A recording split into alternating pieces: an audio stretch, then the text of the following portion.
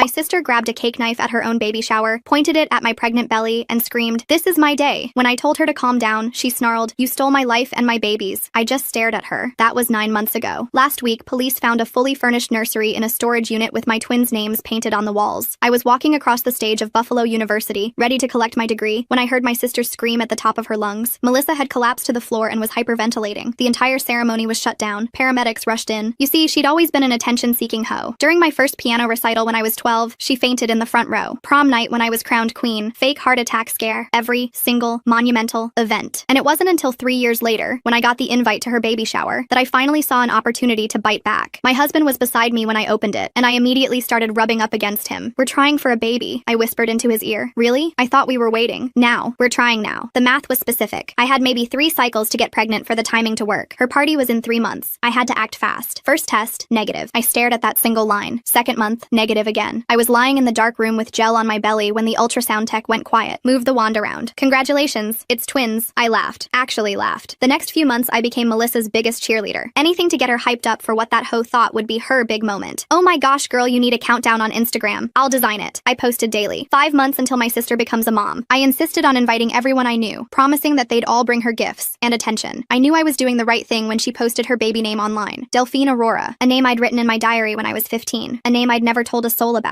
That beach had gone through my room. So when the morning of her party arrived, I smiled extra sweet while curling her hair. And when she started getting all emotional, it took everything not to burst out laughing. If only one of us got to be pregnant, I'm glad it's me. Even mom said it's better this way since I'm the prettier sister. The photos will actually be worth framing. You know what I mean? I applied her lipstick carefully. "You deserve this." "No interruptions this time," she responded. "This is my day." "Absolutely." Well, if there's one thing my beach sister can do, it's to plan a good party. There were beautiful balloons everywhere. A 3-tier cake. Even though everyone already knew from her posts it was a girl, she insisted on doing the whole reveal performance again. I wore a loose dress, but you could see my bump if you looked hard enough. Nobody was looking at me though. Not yet. Or so I thought, until Melissa pulled our mom aside. "God, look at Sarah. She's gotten huge. If I didn't know better, I'd think she was the pregnant one." Mom laughed. "Well, you've always been the thin one, honey. Good thing too, for the photos." When they were finally done giggling, the countdown started. 3, 2, 1, pop. Pink confetti everywhere. "It's a girl," Melissa screamed. Everyone cheered. Cameras flashed. TBH. I was ready to stand up and ruin the entire mood with my announcement, but that's when my morning sickness hit. Hard. I ran to the bathroom, hand over mouth. When I came back out, everyone was staring at me with concern. The words came tumbling out. Sorry, I said, flustered. "It's just the twins. They've been making me so sick. 6 weeks with twins and I can't keep anything down." The silence was deafening. Then the explosion. "Twins?" Aunt Martha shrieked. "Oh my gosh, Sarah!" The crowd shifted like a tide, away from Melissa, toward me. Hands reached for my belly. Questions bombarded me from every direction. "When did you find out? Do twins run in your family? Are they identical?" Melissa's face went from pink to red to purple. I watched her chest start heaving. I braced myself for the performance. I can't breathe," she gasped, clutching her chest. "Someone, help!" But everyone was around me. Even her own husband was asking me about twin strollers. "Hello?" Melissa screamed. "I'm having a panic attack. This is my party." Mom glanced over, annoyed. "Melissa, honey, not now. Sarah's having twins at her first pregnancy." That's when Melissa lost it. Actually lost it. She grabbed the cake knife, and for a second I thought this was how I'd die. Death by baby shower. "This is my day!" she screamed, mascara running. "Mine! I've been trying for 3 years!" Ryan grabbed Melissa's wrist and twisted the knife out of her hand while she stood there frozen, her whole body shaking like she was having a seizure. The knife clattered onto the floor and kicked under the dessert table as Melissa's legs gave out completely. She dropped to her knees and started wailing so loud that the neighbors probably heard it 3 houses down. Her mascara ran down her face in thick black streams while she pounded her fists on the floor screaming that I ruined everything, that I always ruin everything, that this was supposed to be her special day. Mom rushed over and wrapped her arms around Melissa, rocking her back and forth while completely ignoring me standing there in shock with my hand on my belly. At least 20 phones were pointed at us, everyone recording the whole meltdown like it was some kind of reality show. Ryan managed to get Melissa into a chair where she sat hyperventilating, her chest heaving up and down so fast I thought she might pass out. He whispered something in her ear over and over, probably trying to calm her down, while the rest of the guests just stood around awkwardly not knowing where to look or what to do. Daniel grabbed my arm and pulled me toward the door, his face completely white. He asked if I was okay and said we needed to leave right now before things got worse. That's when Mom stormed over and slapped me hard across the face, the sound echoing through the whole room like a gunshot. She screamed that I was a selfish bitch who couldn't let Melissa have one single day without making it about me. The room went dead silent except for Melissa's crying, and I heard several people gasp at what just happened. My cheek burned like fire and I touched it without thinking, feeling the heat spreading across my face. Daniel stepped right between Mom and me, telling her to back the hell off or he'd call the cops himself. Grace appeared next to me and announced loud enough for everyone to hear that she was calling 911 if anyone else laid a hand on me. Nathan finally pushed through the crowd looking like he'd seen a ghost, staring at what his family had turned into. That's when Melissa suddenly bent over and threw up all over the floor, this gross yellow yellow liquid splashing onto her expensive shoes. Ryan jumped up saying they needed to go to the hospital right now because she was having contractions from all the stress. Mom immediately pointed at me and yelled that if Melissa lost her baby, it would be my fault, her voice carrying across the entire backyard. Ryan helped Melissa stand up and started walking her toward their car, but she turned around and screamed that if she lost her baby, she'd make sure I lost mine too. At least 10 people had their phones out recording her threat, and Daniel grabbed my hand saying we were filing a police report immediately. We sat in Daniel's car in the parking lot while he called 911 to report the assault and the threat against our babies. I texted Grace asking her to save any videos from the party while my cheek throbbed and I could feel the twins moving around like crazy from all my stress. 2 cops showed up about 20 minutes later and took our statements. Watching the footage Grace and 3 other guests had saved on their phones. They took pictures of my red cheek and told us we should file for a restraining order first thing Monday morning. 3 hours later, we were home and Daniel was making me chamomile tea while I sat on the couch trying to process everything that had happened. He sat down next to me and admitted he was scared of what Melissa might do next, suggesting we should stay with his parents for a few days just to be safe. I told him no way was I letting her drive me out of my own home after everything she'd done over the years. My phone started blowing up with notifications as videos from the party went viral on TikTok and Instagram with hashtags like baby shower meltdown and psycho sister. Comments poured in calling Melissa crazy and mom abusive, while other people said I was wrong for announcing my pregnancy at her party, even if she had it coming. The doorbell started going off at 7 the next morning like someone was holding it down. Daniel jumped out of bed and looked through the peephole while I stayed under the covers. Carol stood there with her face all red and puffy from crying. She kept pressing the doorbell over and over and started pounding on the door with her fist. Daniel told me to stay back and open the door just a crack with the chain still on. Carol immediately stuck her fingers through the gap and tried to push it open while screaming about the videos. She demanded I come to the door and take everything down right now. Her voice got louder and louder until she was basically shrieking about how I'd ruined Melissa's life and destroyed our family. Daniel kept his shoulder against the door and told her she needed to leave. Carol started kicking the door and screaming that I was a monster who'd always been jealous of my sister. The neighbors started coming out of their apartments to see what was happening. Mrs. Chen from next door stood in her bathrobe recording everything on her phone. Carol saw all the people watching and started yelling even louder about how I'd planned everything to hurt Melissa. She said I was evil and had always wanted to destroy my sister's happiness. Daniel finally told her he was calling the police if she didn't leave immediately. How did Melissa know about that diary name from when Sarah was 15? That means she must have been sneaking through Sarah's stuff for years. I wonder if the twins moving around during all that stress is normal, or if babies can really feel. Carol backed away from the door but kept screaming from the hallway about how I'd regret this. She left after about 20 more minutes of yelling threats at our door. My phone rang an hour later with Nathan's name on the screen. His voice sounded completely exhausted when I picked up. He said Melissa was still in the hospital under observation, and the doctors were worried about her blood pressure. He begged me to come to a family meeting to work this out before things got worse. I could hear the desperation in his voice when he asked me to please just talk to them. I told him I'd only meet if it was somewhere public, and Daniel came with me. Nathan agreed and said we could meet at the Italian place downtown in 2 days. Those 2 days passed slowly with my anxiety getting worse by the hour. I couldn't stop worrying that all this stress was hurting the twins. My hands shook as I made an emergency appointment with my OB/GYN. The waiting room was packed when we got there, and I noticed several women staring at me. One of them whispered to her friend and pointed at me with her phone out. They'd definitely seen the viral videos that were still spreading everywhere online. Dr. Torres called me back and did a full exam with the ultrasound machine. She moved the wand around my belly for what felt like forever while checking both babies. The twins were fine, but she warned me this level of stress was dangerous for all of us. She prescribed something mild for anxiety and told me to avoid any more confrontations. 2 days later, we walked into the restaurant for the family meeting. Carol, Nathan, Melissa, and Ryan were already sitting at a big table in the back. Melissa looked pale and had dark circles under her eyes, but she'd clearly done her makeup carefully. The second we sat down, Carol started demanding I apologize for everything. She said I needed to admit I'd planned the whole thing to hurt Melissa. Melissa sat there playing victim and wiping fake tears while saying I'd always been jealous of her. She claimed I couldn't stand that she was prettier and more loved by everyone. Ryan just sat there silently, but I saw him flinch when Melissa said that. Nathan tried to calm everyone down and suggested we all just move forward peacefully. Carol kept cutting him off and raising her voice about how I'd traumatized her pregnant daughter. Other people in the restaurant started looking over at our table. Melissa suddenly reached into her purse and pulled out a thick envelope. She slid it across the table with this nasty smirk on her face. I'm suing you for intentional infliction of emotional distress and endangering my baby. Her lawyer thought she had a really strong case and could get serious damages. Daniel immediately pulled out his phone and called his cousin Emma, who was a family lawyer. Melissa's face dropped when she heard him explaining the situation to an actual attorney. We left the restaurant with Carol still screaming threats behind us. That evening, Grace showed up at our door with wine for Daniel and chocolate ice cream for me. She'd seen everything online and wanted to check if we were okay. She sat on our couch and pulled out her phone to show us something. Grace had kept a folder of screenshots going back years documenting Melissa's attention-seeking behavior. There were photos from my high school graduation where Melissa pretended to faint, screenshots from my college acceptance party where she claimed chest pains, posts from my engagement dinner where she had a sudden allergic reaction to nothing, events I'd completely forgotten about where Melissa had stolen the spotlight with fake emergencies. Grace had been quietly collecting evidence of this pattern for years without telling me. A week after the baby shower, Daniel's cousin Emma came over to review Melissa's lawsuit. She read through the papers hours and actually started laughing at how ridiculous it was. Emma said it was completely frivolous and would get thrown out immediately. She suggested we countersue for assault since Carol had slapped me at the party. We could also sue for the threats Melissa made about our babies being recorded on video. Emma helped us prepare all the documentation we'd need for court. Having real legal support finally helped me sleep through the night for the first time since the party. We went to the county courthouse the next week to file for a restraining order. Emma came with us and brought printed screenshots of the threatening messages and videos from the party. The judge reviewed everything, including witness statements from the neighbors about Carol's screaming fit. He granted a temporary restraining order prohibiting both Carol and Melissa from coming within 500 feet of us. The order specifically covered our home, Daniel's workplace, and my doctor's office. Carol violated the restraining order within 48 hours by showing up at Daniel's office building. She walked right past security and started screaming at the receptionist to let her see Daniel. Security grabbed her and called the police while she fought and screamed about me destroying her family. The police arrested her and took her away in handcuffs while Daniel's coworkers watched from the windows. His boss called him into a meeting and suggested working from home until this situation was resolved. Daniel set up his office in our spare bedroom and started working remotely the next day. I woke up at 3 in the morning a few nights later to weird noises outside our bedroom window. My heart started racing as I crept over to peek through the blinds. Melissa's car was parked across the street just barely beyond the 500-foot limit. She was sitting in the driver's seat staring directly at our apartment building. I watched her for 20 minutes and she never moved or looked away from our windows. She stayed there for 3 more hours just watching our home in the darkness. Daniel installed security cameras the next morning covering every angle of our building. 2 weeks passed with Melissa parking just outside the camera range every single night. Nathan showed up at our door on a Tuesday afternoon looking like he hadn't slept in days. His eyes were bloodshot and his shirt was wrinkled like he'd worn it for 3 days straight. He slumped onto our couch and rubbed his face with both hands. Carol had been staying at their house since the baby shower and was driving Ryan absolutely crazy with her constant rants about me. Nathan said Ryan was thinking about filing for divorce because Melissa's obsession with destroying me was making her sick during her pregnancy. The stress was affecting their baby, and Ryan couldn't take it anymore. 3 days later, I went in for my 20-week anatomy scan at the hospital. The ultrasound tech moved the wand around my belly for what felt like forever, without saying anything. Dr. Torres came in and took over, measuring each twin over and over again. One twin was smaller than the other, and needed closer monitoring every week from now on. The stress was literally affecting my baby's growth, and I couldn't stop the tears from coming. Daniel held me while I sobbed in that cold, dark room with gel still on my belly. That night, Grace called me in a panic while I was lying in bed. Someone had posted my medical information all over a local mom Facebook group. My doctor's name, the address of the clinic, even my appointment times for the next month. The post had screenshots of my medical chart showing I was having twins and my due date. Only someone with access to the hospital system could have gotten those records. Daniel immediately called hospital security while I called our lawyer on speakerphone. The lawyer said this was a serious federal crime and we needed to document everything right away. Emma called me the next morning with shocking news she'd discovered through her contacts at the medical center. Nathan's wife Linda worked in the billing department and had been accessing my records illegally for weeks. The hospital's IT department found her login accessing my files 17 times in the past month. Linda was escorted out by security that same afternoon and faced immediate termination. The hospital administrator called to apologize and said they were cooperating fully with the criminal investigation. Nathan showed up at our door again that evening completely devastated by what Linda had done. He had no idea she'd been helping Melissa and felt betrayed by his own wife. The next day, I got a text from Ryan that made my hands shake as I read it. He was apologizing for Melissa's behavior and admitted she'd been keeping a notebook since high school filled with ways to destroy me. He'd found it hidden in their closet with pages and pages of plans dating back years. Ryan was scared for their baby and was meeting with a custody lawyer the next morning. He offered to testify on our behalf if we needed him in court against Melissa. 3 weeks after the baby shower, everything exploded online when Melissa posted a completely made-up story on Facebook. She claimed I'd been stalking her for months and included photos she'd edited to make it look like I was following her. The post had fake text messages she'd created showing me threatening her and her baby. Within hours, the post had been shared hundreds of times in Buffalo mom groups. Strangers started sending me death threats through Facebook and Instagram. Someone posted our home address in the comments saying I deserved whatever happened to me. Daniel contacted the FBI that afternoon about the cyber stalking and death threats. They took it seriously and said they'd open an investigation into the harassment campaign. Meanwhile, my blood pressure kept climbing higher at every doctor visit. Dr. Torres put me on modified bed rest and said I couldn't leave the house except for medical appointments. The twin size difference was getting worse and she was worried about early delivery. Being trapped at home while Melissa spread lies about me online felt like being in prison. I'm really wondering how Linda got involved in all this. Did Melissa convince her to help? Or was it Nathan's mom Carol who pulled her in? The way the hospital caught her accessing those files 17 times makes me think about what exactly